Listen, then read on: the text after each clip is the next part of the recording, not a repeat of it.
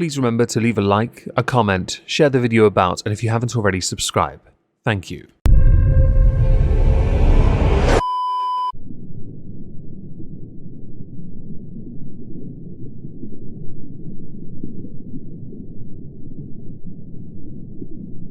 Well, isn't this just fantastic? Captain's log, subdates 230406.5. As the clones start to get shrunk and ferried over to the Gloriana, my chief of security is going to implant skull crusher implants to ensure maximum obedience. Why we've never used them before on the NPC crew is a mystery to me. Hello everyone, welcome to the exhibition of stupid people. Today we're going to start with Chavo Guerrero, Sherilyn Guerrero, Eddie Guerrero, and Vicky Guerrero. If you don't know who Eddie is, Chavo, or Vicky for that matter, I am somewhat surprised. I have spoken of on a number of occasions pro wrestling on this channel. On Twitch I do a fair bit because I rant and rave about the inadequacy of the WWE product. As far as a brand goes, it's quite tragic these days. The storytelling is quite embarrassing as well. The reason we're going to speak of the Guerrero family though is because of Sherilyn Guerrero, the daughter of Eddie and Vicky, who is also the cousin of Chavo Guerrero. I saw a tweet by Chavo and this one threw me for a loop because I didn't expect it.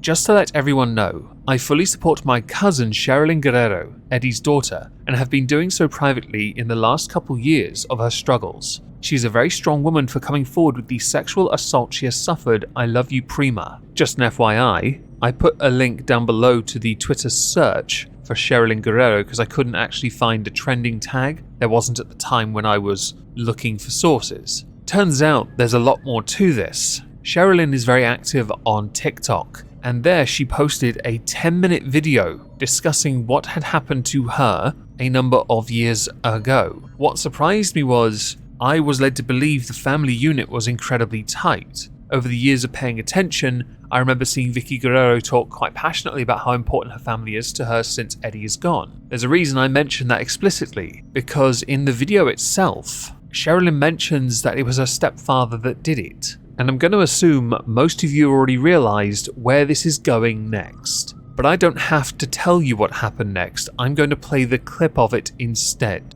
A lot of people ask me if I talk to my mom or my sister. And the answer is no. I would love to talk to my mom and my sister. I need them. Let me tell you, I have told my mom how uncomfortable I am with him after it happened. And basically she was always telling me it was a mistake. It's not who he is. Just kind of like, I'm sorry, that's not my problem type deal. Because YouTube have a thing for copyright, I had to take certain bits from that video and put it together, removing the part where she admitted on a cruise that she was violated by her stepdad, along with other people in fact. But I can play that. That's one separate bit. So come 2020, right before COVID, there was a cruise that my family had went on. And basically on this cruise, I got sexually assaulted. And the unfortunate part is that it was by my stepdad. Yeah, it was by my stepdad. And was I the only one? No. I'm going to link the video down below, the TikTok that is. I highly recommend everyone watch it and form their own opinion. There is a part of this that of course I have to say. I firmly believe in due process and this should of course go to the police. It should be investigated, it should go to a courtroom. But then in the position she is in, she wants to try and find a balance with her family, have them support her. But for some odd reason, they're not being as receptive to the idea. So she's been put in a really difficult moral dilemma. I can fully understand that, and why there is reluctance and or hesitance in doing the legal route. I am very surprised, though, that her mother does not support her. I'm very surprised her sister does not support her. Family is very important, incredibly important. To know that her mother and her sister don't have her back is disappointing. Vicky Guerrero was hated in kayfabe, hated because the excuse me thing, the relationship with Dolph Ziggler, the rated R superstar gimmick stuff as well. Yeah, no, that was very well done, I will admit. But then to essentially be now reviled for not supporting her daughter and choosing her husband, that would be Sherilyn's stepfather, over her daughter, is embarrassing and quite telling. A tweet that I think sums this up quite well. Rossini, Sherilyn Guerrero has so much strength by naming her abuser and calling out her remaining family for turning their back on her over it. Vicky Guerrero can go straight to hell. No matter how grown they are, you always protect your children. Disgusting, truly. Couldn't agree more. A number of weeks ago we mocked Sam Smith because Sam Smith said they don't want to be a fisherman, they want to be a fisher them. My thought back then was, based on how they spoke of fishing, they treat it as more a novelty and not something they actually get their hands dirty doing, which is what fishing is, by the way. Not a novelty, you get your hands dirty. You don't take your plump body and sexually suggestive posing in that plump body and take photos holding a carp. Alright, if you do, you're weird. Well, the fisher them thing has translated to other areas of the world, and this cracked me up to no end. Espresso Corner in Kirkgate, Huddersfield boasts a 4.5 out of 5 TripAdvisor rating. It's decided to rename one of its lunches, the Ploughman's Lunch, as a Ploughperson's Lunch, which, on the face of it, sounds wrong for 2 reasons. First, a Ploughman's is a fantastic sandwich. Second, Ploughperson. Do you not realise how that can be taken? Oh, can I have a Ploughperson, please? You sure you don't want ploughed? No, I don't want it already used.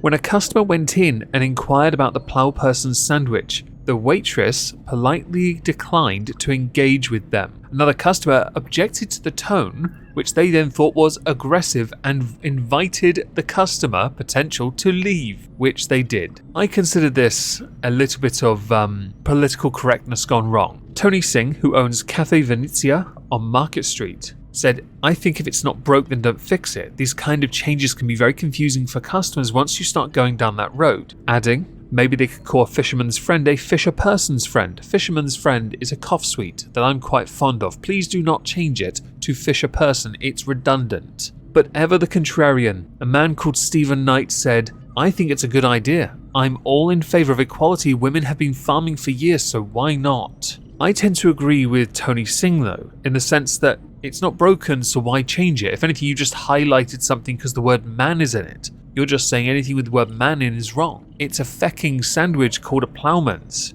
It's always been called a Ploughman's. You don't need to change it just to suit your, well, political correctness. If you've been here long enough, you'll know how important sandwiches are to me. We don't besmirch them. Moving on to something else food related, we're going to go to Carlsberg, the crap beer. Or just beer as it's more commonly known. It's all crap. Whiskey is better. Anna Maria Ellsbury, aged 46, recently purchased 9 crates of Carlsberg. She's a big fan of the Danish Pilsners. They were purchased for her by an ex called Wayne, who got them at £15 a piece from an Asda superstore in Bristol. Quoted as saying, Wayne was heading down to Bristol for a funeral. I told him to pick me up some cans on the way back because alcohol is always cheaper in England. I love Carlsberg, it's the only drink I enjoy, and it was supposed to last me a long time. When he got back, I knew something was up because the tins felt really flimsy. I was about 4 cans in and I thought something was up. It didn't taste right. A few days later, and I was saying, this is it now. This just tastes like water. She poured a can into a glass and found a pale, fizzless liquid. Every can she subsequently opened in her 144 can stash was the same. Quoted as saying, we poured it out and couldn't believe our eyes. It wasn't anything like beer, it didn't fizz at all. It was like beer water, it tasted horrible and you're definitely not going to get any buzz from it. She then contacted Carlsberg, who ordered Anna Maria to stick a couple cans in the post so they could conduct their own investigation. Carlsberg then conceded that the knockoff tins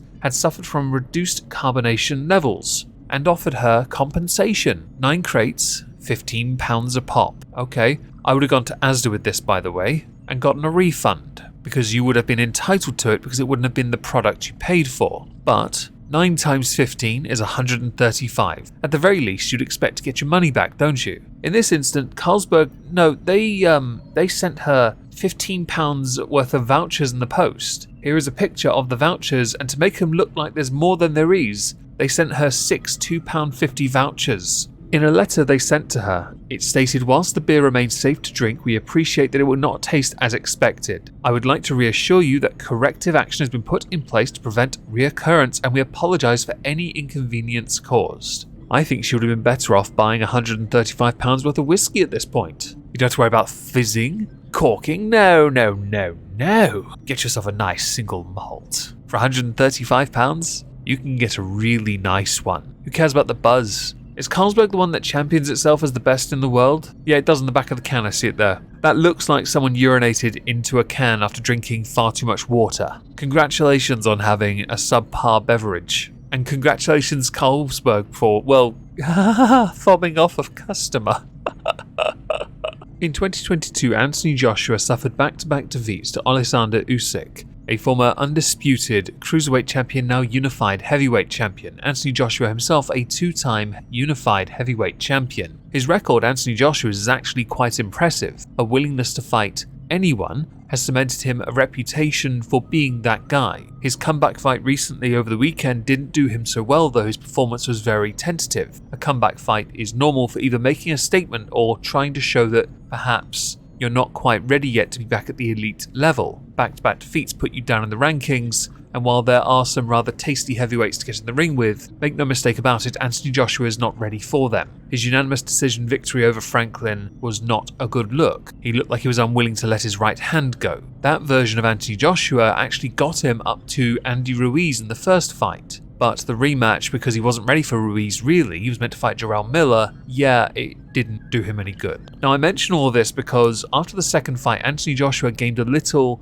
infamy. His post-fight speech wasn't that good. Talking about the haters, congratulating Usyk, blah blah blah, it was quite cringe. Recently, after his fight with Jermaine Franklin, he gave a little speech about Vasily Lomachenko, a fellow Ukrainian like Alexander Usyk, who had, after the second fight with Usyk, gone to Anthony Joshua to console him by labeling him strong, which he took great umbrage with. Lomachenko also said that he had a good heart. It was a split decision loss the second time. Anthony Joshua genuinely showed he can be a good boxer, but Usyk is just better. What let AJ down was he didn't let his hands go. He refused to use his advantages. AJ took issue with being called strong because many African athletes, especially in football or soccer as it's known in other countries, are called strong because they're normally faster and they're more imposing. They have a natural strength, in fact. The race realism discussion could be well introduced here to explain how those who are of African descent generally